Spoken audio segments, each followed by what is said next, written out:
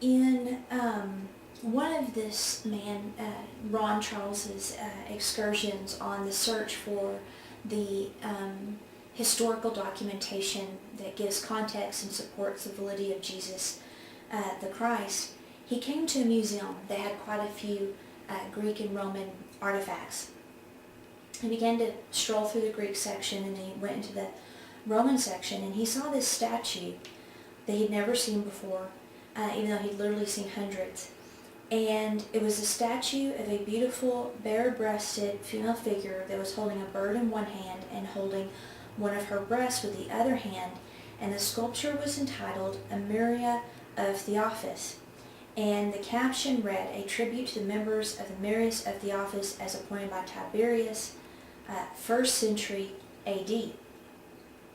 Now, he'd already discovered of the dream that Tiberius had had, telling him by a messenger that there was a Theophus and that he would be king forever, and these are specific things you look for in the Theophus, and that Jesus was a candidate for being labeled that. And Herod was called to the Roman court to defend his actions and allowing him to be crucified. Well, here we see again by the sculpture the name Theophus.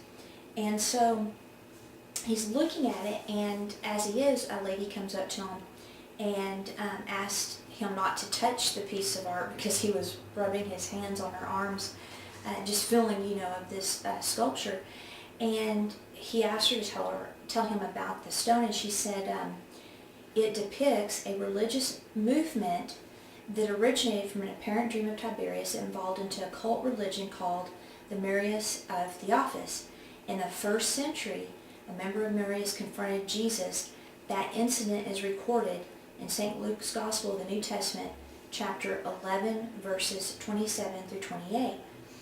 And it came to pass, as he spoke these things, a certain woman of the company lifted up her voice and said unto him, Blessed is the womb that bore thee, and the breast which you have sucked. But he said, Yes, rather, blessed are those that hear the word of God and keep it. And so the company is considered to be this cult that was formed around this whole dream that Tiberius had.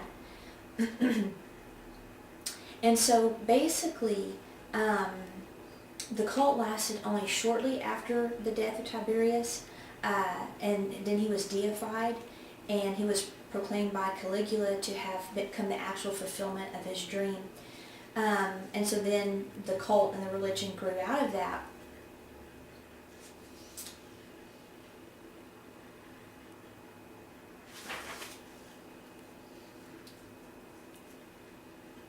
And then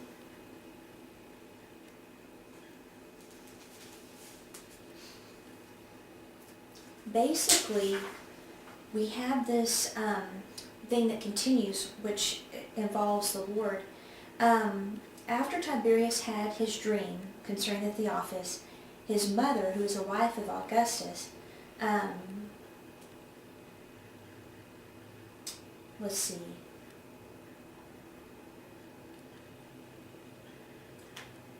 Okay, she claimed that she was visited by Juno, the Roman goddess, who was called Queen of Heaven, the mother of all gods and devils, the Virgin Queen and the Dove of Heaven, and that Juno had told her, excuse me, that Juno had told her that she was a true mother of the Theophus, and that she was to organize a myriad or a group of 10,000 devotees.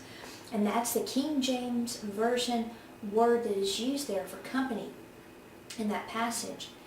And these were devoted prophetesses who would be led by the spirit of Juno and who would roam through the Eastern Empire searching for the Theophus, the son of Juno. I know, it gets all weird, but when you have a cult and you have people that believe in all these gods, they're going to mess it up. And so Juno told her that Juno, had impregnated a young virgin in the eastern provinces of the empire with the Theophus, so that he would be born a human and raised as a man. But Jupiter, her husband, supreme god, had hidden the identity of the young girl from her so that she would not be tempted to reclaim him before it was time for him to be revealed. Juno became angry, refused to have any further relations with Jupiter, who became angry, and so it was time for the Theophus to be revealed to men and for him to take his position as God, priest, and king. And and so, in order to find the Theophus, Livia had a group, or myriad, the devotees began to search for him. Now, on March 20th, AD 22, these 10,000 roaming prophetesses of Juno left Rome in search of the Theophus, and they were supposed to have been given special insight by Juno so they'd be able to recognize him when they found him. By AD 30, the Murius of Theophus cult center had been moved from Rome to the temple of Juno in Caesarea Philippi. From there, the 10,000 dedicated women reputed to be the most beautiful in the empire were sent out to search for him. At that point, the original spirit of the mission had deteriorated to religious prostitution or ceremonial prostitution.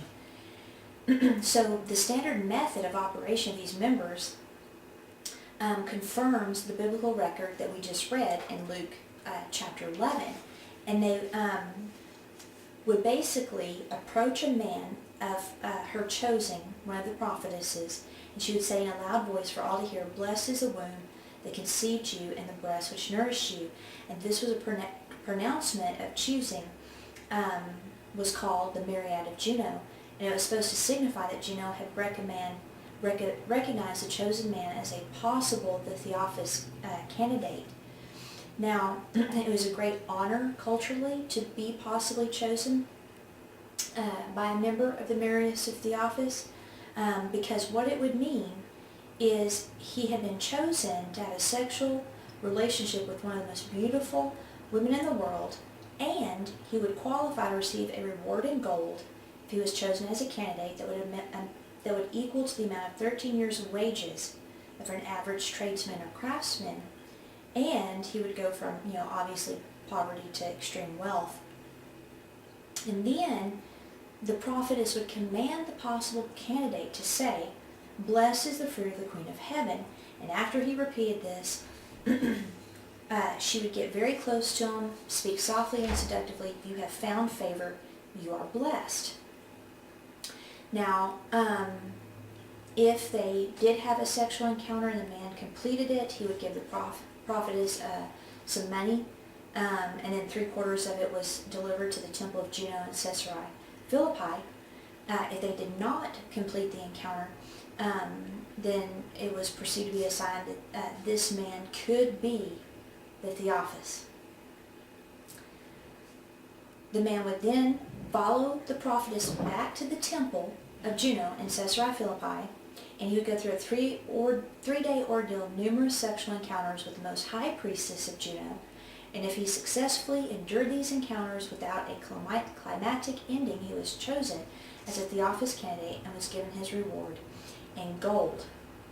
And then he would have to remain at the temple for another 30 days and be tested in the same way.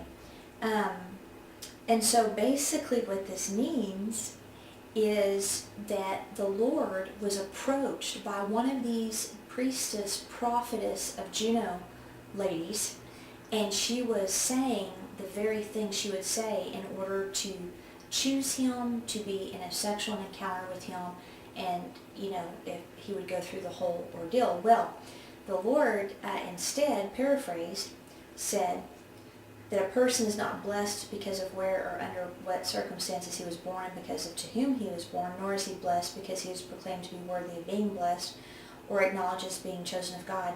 Rather, a man is blessed who hears the word of God and keeps it and does what the word says to do.